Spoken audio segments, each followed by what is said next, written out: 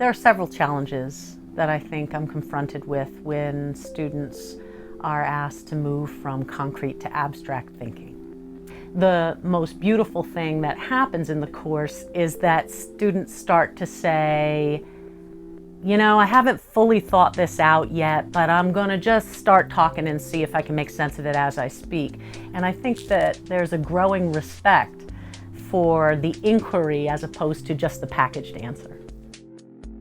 I am astounded at just the light bulbs that go off and the sparks and the magic of the students kind of saying, oh, this is so interesting. You know, when I was in high school, and then they'll kind of identify with what it is that we're talking about. I think reflective listening is a teaching technique.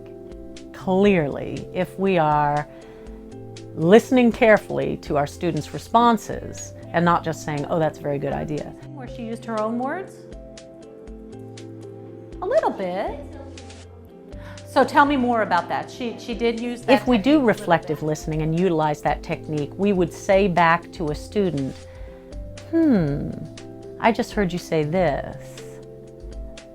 Can you say more about that? And it leads them to flesh out their response in a way that it insists upon critical thinking. It says, okay, that's an interesting idea.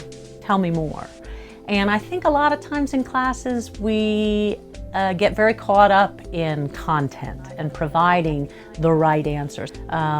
There's a decent amount of content to be conveyed and not a whole lot of time, but I do believe that if we want to spark learning, we ought to be very, very tuned in to when a student gives an answer and really give them a chance to extrapolate on what they're thinking, especially if they're onto something.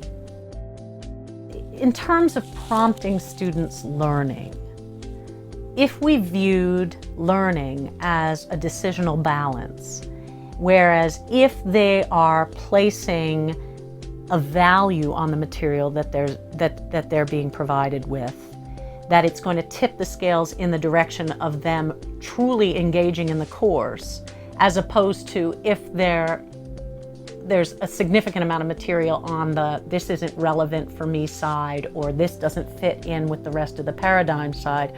I think if professors think in terms of students weighing out information, it may help us assess, are we providing the students with the type of learning that will facilitate engagement, interest, curiosity, and maybe even moving into the field with this desire and hunger to add to the field.